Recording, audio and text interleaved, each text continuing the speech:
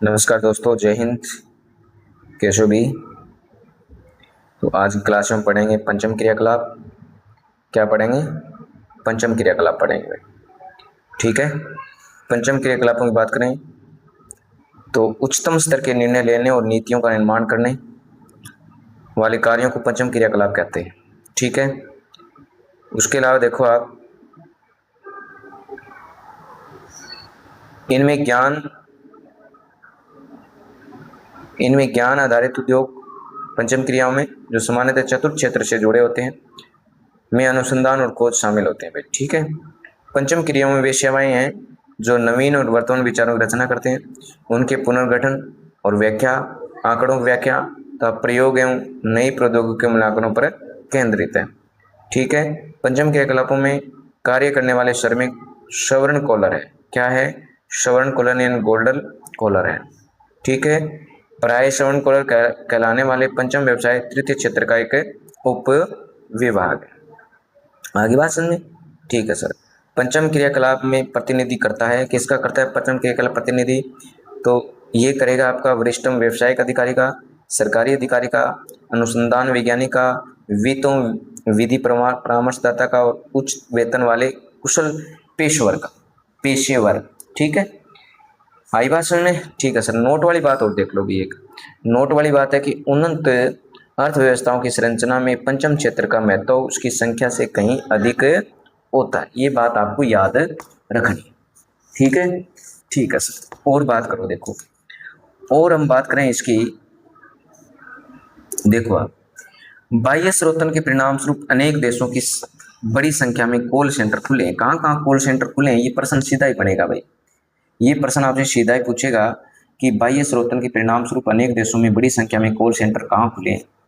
तो कहाँ खुले हैं इसकी चर्चा हम करें तो देखो, कहाँ कहाँ खुले हैं, इस प्रश्न का उत्तर ये हो जाएगा कि एक तो भारत में खुला है, एक चीन में खुला है, एक पूर्वी यूरोप में खुला है, इजराइल में, फिलीपींस में और कोस्टारिका में खुला है। ये देशों के नाम है। ओके। ठीक है सर। आगे देखो आप, आगे कि बाह्य स्रोतन मुख्य रूप से उन देशों में आता है जहां सस्ता कुशल श्रमिक मिल जाए। ये वेरी वेरी इंपॉर्टेंट लाइन है कि आपसे पूछे कि बाह्य स्रोतन है वो कौन से, मुख्य रूप से कौन कौन से देशों में आएगा? तो जहां सस्ता श्रमिक मिले, कुशल श्रमिक मिले, यानी काम करने वाला और सस्ता मिल जाए साथ में, उन देशों में बाह्य स्रोतन वो ज्यादा आएगा, यानी ठेके का काम वहां ज्यादा किया जाएगा। बाह्य स्रोतन के मुख्य कारण क्या है? तो तुलनात्मक लाभ होता है इनसे। क्या होता है? तुलनात्मक लाभ होगा, तुलनात्मक लाभ। ठीक है। फिर है पंचम सेवाओं की नवीन प्रवृत्तियां कौन सी है? तो होम सोरिंग और ऑफ सोरिंग, ये दो है। ठीक है भाई। उसके बाद देखो, बाह्य स्रोतन से उन देशों में जहां से लोग बाहर जाते हैं, अब स्थानीय स्तर पर रोजगार उपलब्ध होने के कारण प्रवास में कमी आ सकती है, यानी लोग प्रवास कम करेंगे क्योंकि स्थानीय स्तर पर भी लोगों को रोजगार मिलना शुरू हो गया है। ठीक है। एक प्रश्न दिया हुआ है कि ज्ञान प्रक्रिया बाह्य स्रोतन केपीओ और बीपीओ किस प्रकार भिन्न? तो किस प्रकार भिन्न? देखो, केपीओ के अंदर है ना, केपीओ के अंदर हम देखें तो उच्च कुशल जो कर्मचारी है ना, उनकी आवश्यकता होती है। साथ में सूचना प्रेरित ज्ञान का बाह्य स्रोतन होता है। इस कारण से ये क्या है? पीपीओ से अलग है। क्या है? पीपीओ से अलग है। बात आई समझ में? ठीक है सर। फिर देखो आप कि केपीओ जो है ना, वो केपीओ कंपनियों को किस प्रकार से सहायता प्रदान करेगा भाई? तो ये सहायता प्रदान करेगा उनको, केपीओ कंपनियों को अतिरिक्त व्यावसायिक अवसर देगा और उसमें सक्षम बनाएगा। ठीक है सर, धन्यवाद। ये बात हमारे समझ में आ गई। वीडियो को लाइक और शेयर कर दोगे तुम, ज़्यादा से ज़्यादा करो। ठीक है। आपका सहयोग नहीं मिल रहा, मेरे को पता है, सहयोग बिल्कुल नहीं मिल रहा भाई। ठीक है। उदाहरण देखो इसके क्या है। अगर उदाहरण की बात करें ना अपने, कि उदाहरण देखें, उदाहरण देखो आप कि एक तो आ जाएगा अनुसंधान एंड विकास, R&D। ठीक है। Research and development, e learning, व्यवसायिक अनुसंधान, बौद्धिक संपदा अनुसंधान और कानूनी व्यवसाय और बैंकिंग सेक्टर आ जाएगा। ओके। Okay sir. आगे देखो, बाह्य स्रोतन अथवा ठेका देना। बाह्य स्रोतन अथवा ठेका देना दक्षता को बढ़ाने, लागत घटाने के लिए किसी बाहरी अभिकरण को कार्य सौंपना, जैसे कॉल सेंटर और मानव संसाधन। ओके सर, ये उदाहरण हो जाएगा इसका। बात करें अपतरण की, ये अपतरण लिखा हुआ है यहाँ। क्या लिखा हुआ है? अपतरण। ये अपतरण कर लेना, अपतन लिखा हुआ ना, तो ऑफशोरिंग, जब वायु स्रोतन में कार्य समुद्र पार के स्थानों पर स्थानांतरित कर दिया जाता है तो उस प्रक्रिया को अपतरण कहा जाता है। क्या कहा जाता है? अपतरण कहा जाता है भाई। ठीक है, ठीक है सर। नेक्स्ट देखो आप, नोट, यदि अपतरण और वायु स्रोतन का प्रयोग एक दूसरे स्थान पर भी किया जाता है, फिर भी जिन व्यावसायिक क्रियाकलापों पर वायु स्रोतन किया जाता है उनमें सूचना प्रौद्योगिकी है, मानव संसाधन है, ग्राहक सहायता है, कॉल सेंटर सेवाएं है, विनिर्माण है, अभियांत्रिक भी शामिल रहेगा। Okay, okay sir. उसके बाद देखो, आंकड़ा सूचना प्रौद्योगिकी से संबंधित सेवाएं डिजिटल माध्यम से निम्न देशों में आसानी से क्रियान्वित की जा सकती है। ठीक है, मान ली बात, की जा सकती है भाई। अब कहाँ कहाँ की जा सकती है? देखो, एशियाई देशों में, पूर्वी यूरोपीय देशों में और अफ्रीकी देशों में। ठीक है, अब देखो नोट वाली जो बात है ना, अपनी नोट वाली बात देखो आप क्या है। नोट वाली ये कह रहा है कि इन देशों में विकसित देशों की अपेक्षा कम पारिश्रमिक, अंग्रेजी भाषा में दक्ष और सूचना प्रौद्योगिकी में कुशल कर्मचारी उपलब्ध होते हैं। हैदराबाद, मनीला में स्थापित एक कंपनी भौगोलिक सूचना तंत्र जीआईएस पर आधारित परियोजनाओं पर निम्न देशों पर के लिए कार्य करती है। तो कौन कौन से देश है? संयुक्त राज्य अमेरिका है और जापान है। ये प्रश्न भी पूछ सकता है आपसे, वेरी वेरी इंपॉर्टेंट प्रश्न है ये, तो निशान लगा लोगे इसके आप।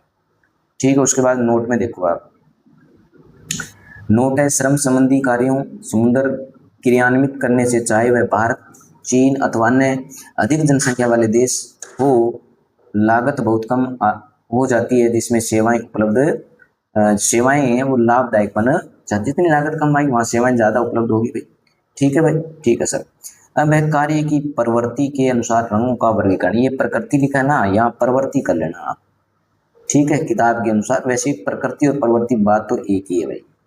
ठीक है, अब देखो यहाँ क्या दिया, यहाँ दिया है कि लाल जो रेड को जो कलर होते हैं ना वो प्राथमिक क्रियाओं में होते हैं, स्वर्ण जो कलर होते हैं वो आपकी पंचम क्रियाकलाप में होते हैं, श्वेत जो होते हैं ना, श्वेत जो होते हैं वो आपके बात करें तो चतुर्थ क्रियाकलाप में होंगे। दूसरे वरिष्ठ नागरिक जो डायरेक्टर मतलब कारखाने हैं, यहाँ ये क्या है, कारखानों के अधिकारी हो गए, सलाहकार के रूप में कार्य करते हैं। नीला कलर द्वितीय क्रियाकलाप में आता है, गुलाबी सेवा क्षेत्र है ये, यानी पिंक है वो तृतीय क्रियाकलाप में आता है। ठीक है भाई, ठीक है सर। उसके बाद अंक की विभाजन आता है, ये बड़ा अच्छा प्रश्न है भी। अंक के विभाजन का मतलब होता है, एक बार समझो आप, कि कोई देश है वो कितनी जल्दी से अपने देश के नागरिकों को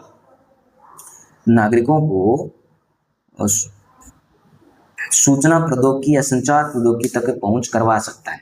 ठीक, उसको कहते हैं अंक की विभाजन। और इस क्षेत्र में भारत और चीन, यानी भारत तो पिछड़ रहा है और चीन उसमें आगे बढ़ रहा है। ठीक, और विकासशील देशों में और भी अच्छा है। विकसित देश है ना, विकसित देश है, विकसित देशों में तो लोगों को सूचनाएं हैं वो तुरंत पहुंच जाती है, तो वो देश तो और भी आगे बढ़ रहे हैं।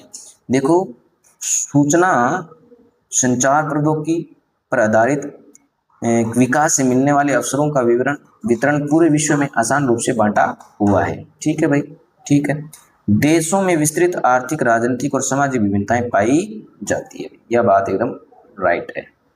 अब देखो, अंक के विभाजन की दिशा में अग्रसर देश कौन से? तो यहाँ फ्रांस जो लिखा ना, ये फ्रांस, ये रूस है भाई। कौन सा है? रूस है, क्योंकि वर्तमान की स्थिति के अनुसार यहाँ फ्रांस आया है। अगर हम किताब के अकॉर्डिंग देखें तो वहाँ रूस मिलेगा किताब में। हाँ, वर्तमान में पूछ रहा है तो फ्रांस आएगा, क्योंकि देखो यूक्रेन और रूस का युद्ध चल रहा है, उसके कारण भी यहाँ कुछ असर पड़ा है, लेकिन फिर भी देखो रूस बहुत आगे है। यहाँ आप रूस ही करोगे, क्या करोगे? रूस करोगे भाई। क्या करना है भाई आपको? रूस करना है। Okay, okay sir. नेक्स्ट देखो, नोट लिखा हुआ है कि विकसित देशों में अंक विभाजन विद्यमान रहेगा। वेरी वेरी इंपॉर्टेंट है ये, सत्य है, सत्य में आ सकता है। अंक विभाजन की दिशा में पिछड़ रहे देश, अंक विभाजन की दिशा में पिछड़ रहे देश विकासशील देश है। कौन से विकासशील देश? जैसे भारत आ जाएगा, जैसे भारत आ जाएगा। ओके, तो आज की क्लास कैसी लगी आपको? अच्छी लगी तो क्लास को लाइक और शेयर कर देना, क्योंकि क्लास अपनी खत्म हो गई है। छठा लेसन आपका भी पूरा हो गया। कल हम पढ़ेंगे सातवां लेसन, जो रहेगा परिवहन और संचार। ठीक है भाई, तो आज के लिए इतना ही है। धन्यवाद। जय हिंद, जय भारत।